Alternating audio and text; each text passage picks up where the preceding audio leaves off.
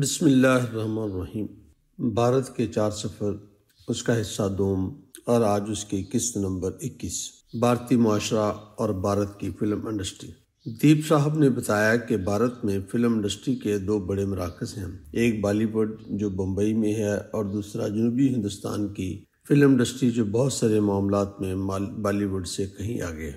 دونوں کے اپنے اپنے اثرات۔ میں مجموعی طور پر آپ کو کچھ باتیں بتاؤں گا جس سے آپ اندازہ کر سکتے ہیں کہ بھارتی فلم انڈسٹری کا معاشرتی تبدیلیوں میں کیا کردار ہے۔ دیپ صاحب نے فلم انڈسٹری کی تاریخ بتاتے ہوئے کہا کہ آج سے 20 سال پہلے یعنی 1980 تک جب کمپیوٹر کا دور نہیں آیا تھا تو آپ کو فلموں میں رومانس زیادہ نظر آتا تھا اور فلموں میں گھریلو ماحول زیادہ پایا جاتا تھا۔ ہیرو بھی بڑا خوبصورت ہوتا تھا جسے ہم چاکلیٹ ہیرو کہتے تھے۔ خواتین کا لباس بھی ہماری عام خواتین جیسا ہوتا تھا جسے ایک مکمل لباس کہا جا سکتا ہے۔ فلم کے تمام تر مناظر بہت ہی آہستہ آہستہ چلتے تھے، بہت زیادہ فیشن بھی نہیں ہوتا تھا۔ وہ گھریلو فلمیں ہوتی تھیں جنہیں پورا خاندان مل کر دیکھتا تھا۔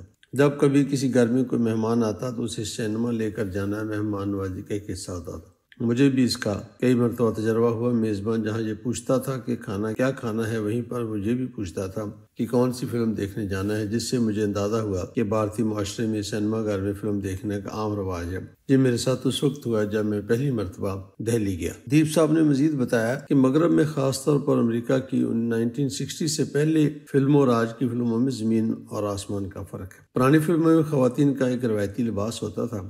عورتوں کا عمومی لباس ایک لانگ سکرٹ پر مشتمل ہوتا تھا۔ مرد حضرات بھی پینٹ کوٹ پہنتے تھے اور سر پر ہیٹ ان کے لباس کا ایک لازمی جزو تھا۔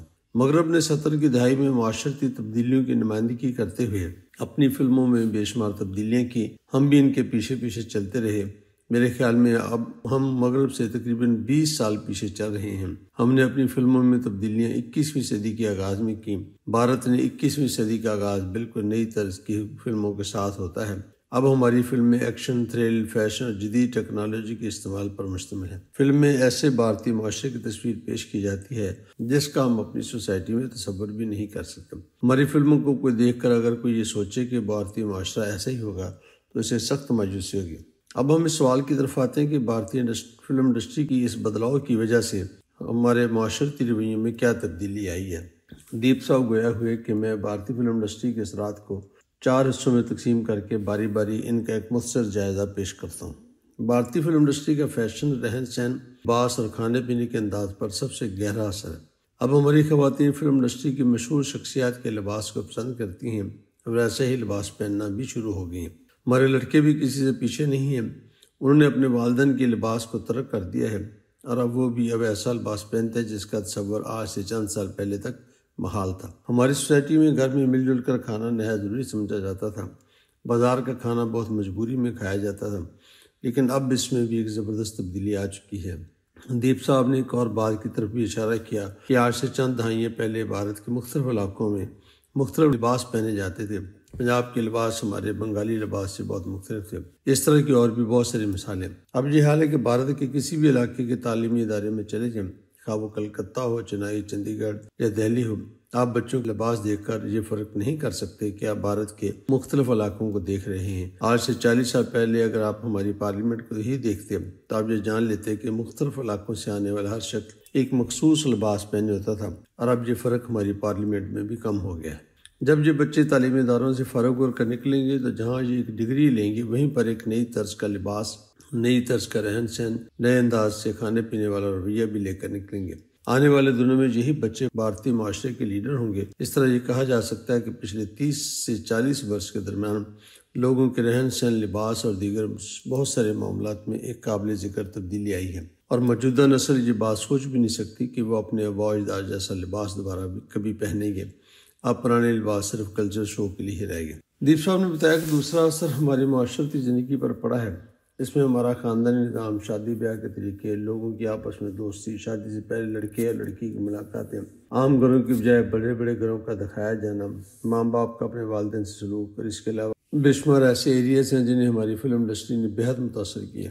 یونیورسٹی پروفیسرز کے علاوہ اور بھی بہت سے اداروں نے اس موضوع پر باقاعدہ ریسرچ کی ہے۔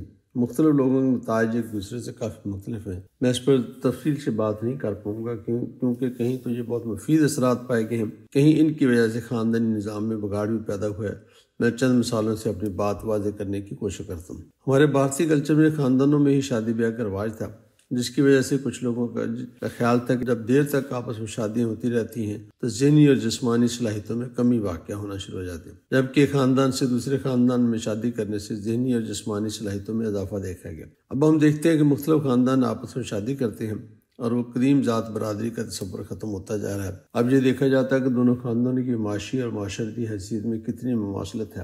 اس کے ساتھ ساتھ لڑکے اور لڑکی کی پسند کا بھی پہلے سے زیادہ خیال رکھا جاتا ہے۔ اس بات کا ایک منفی پہلو یہ بھی ہے کہ طلاق کی شرح میں اضافہ جو کبھی ہمارے معاشرے میں نہ ہونے کے برابر تھی، اب بہت زیادہ ہو گئی۔ یہ بات صرف بھارت پر ہی لاگو نہیں بلکہ ہماری ریسرچ کے مطابق ہمارے ارد گرد کے ممالک میں بھی اسی طرح کے مسائل کا شکار ہے۔ بھارتی فلم انڈسٹری کا اور ایک مثبت رویہ یہ ہوا کہ ہمارے بچوں اور بچیوں کو تعلیم میں دلچسپی بڑھ گئی۔ اس بات کے دو پہلو ہیں، ایک والدین اور دوسرے بچے، دونوں ہی تعلیم کی اہمیت کو جان گئے۔ اس کی خاص بات ہماری بچیوں کا دفاتر میں کام کرنا۔ ہماری عورتوں نے جب فلموں میں خواتین کو دفاتر اور کارخانوں میں کام کرتے دیکھا تو ان میں بھی ایسا کرنے کا شوق پیدا ہوا، جس میں دن بدن اضافہ ہو رہا ہے۔ دیپ صاحب نے ہنس کر کہا، یہ عورتوں کے لیے تو کافی دلچسپی کا باعث ہے، لیکن وہ لوگ جو خواتین سے کھانا پکانا، گھر کی صفائی، کپڑوں کی استری تک کام لیتے تھے، وہ بیچارے مشکل میں ہیں۔ میں یہ تو نہیں کہہ سکتا کہ یہ سب کچھ فلم انڈسٹری کی وجہ سے ہوا ہے، البتہ میں اتنا ضرور کہوں گا کہ فلم انڈسٹری کا اس میں ایک اہم کردار ضرور ہے۔ فلم انڈسٹری کا تیسرا اثر جو بہت ہی مفید ثابت ہوا وہ غیر ممالک میں رہنے والے بھارتی لوگوں کا بھارت کے بارے میں رویہ ہے۔ وہ لوگ فلموں کی وجہ سے بھارت میں ہونے والی مختلف تبدیلیوں سے واقف رہتے ہیں، اس سے وہ اپنی زبان کو بھی یاد رکھتے ہیں، ملکی حالات سے بھی آگاہ رہتے ہیں۔ سب سے بڑی بات یہ ہے کہ ہماری فلم انڈسٹری نے انہیں نہ صرف بھارتی معاشرے سے جوڑ رکھا ہے بلکہ یکجہتی کی فضا قائم رکھنے میں بھی مدد ملی ہے۔ اس پر دیپ صاحب نے زیادہ تفصیل سے بات نہیں کی، ایک تو وہ تھک چکے تھے اور دوسرا شاید اس موضوع پر ان کے پاس زیادہ معلومات بھی نہیں تھی۔ آخر میں دیپ صاحب نے بتایا کہ فلم انڈسٹری کا بھارتی معیشت میں ایک قابل ذکر حصہ ہے۔ ایک ہی فلم پر اربوں روپیہ خرچ ہوتا ہے، ہزاروں سینما گھر فلموں کو دکھانے کا بندوبست کرتے ہیں۔ اس کے علاوہ بھی بے شمار کمپنی اس انڈسٹری کے ساتھ جڑی ہوئی ہیں۔ لاکھوں لوگوں کا بلا واسطہ یا بالواسطہ اس انڈسٹری کے ساتھ تعلق ضرور ہے۔ بھارتی فلم انڈسٹری کی وجہ سے بھارتی حکومت کو بہت زیادہ ٹیکس بھی ملتا ہے۔ بات ختم کرنے سے پہلے انہوں نے بڑے فخر سے کہا کہ یہ ہماری واحد پروڈکٹ ہے جس کی وجہ سے بھارت پوری دنیا میں جانا جاتا ہے۔ میں نے آخری سوال پوچھنے کی اشارت کی کہ اس میں کہاں تک سچائی کہ فلم انڈسٹری کے لوگ یہ کہتے ہیں کہ معاشرے میں جو ہو رہا ہے ہم وہ دکھاتے ہیں، جبکہ ایک طبقہ یہ کہتا ہے کہ معاشرے میں جو تبدیلی ہو رہی ہے وہ فلم انڈسٹری کی وجہ سے ہے۔ آپ کا کیا خیال ہے؟ دیپ صاحب نے جواب دیا کہ یہ دونوں باتیں سچ ہیں۔ یہ ان کا مختصر ترین جواب تھا جس سے میری تشفی نہیں ہوئی، کیونکہ میرا خیال ہے کہ فلم بھارتی معاشرے میں تبدیلیوں کی ذمہ دار ہے۔ باتیں کرتے ہیں وہ بھی تھک گیا اور سنتے سنتے میں بھی تھک گیا، اس لیے طے ہوا کہ آج کی نشست کو آخری نشست ہی سمجھا جائے۔ اب شام ہو رہی تھی اور سفر کی تھکاوٹ بھی محسوس ہو رہی تھی۔ ابھی ہمارا سفر تقریباً 15 گھنٹے کا باقی تھا۔ میں نے ان کا شکریہ ادا کیا اور انہوں نے بھی یہ کہا کہ آپ سے مل کر بہت خوشی، کوئی تو ہے جو اتنی تفصیل سے اس معاملے میں دلچسپی لے رہا ہے۔ انشاءاللہ جناب باقی اگلی قسط میں آپ کی خدمت میں پیش کیا جائے گا۔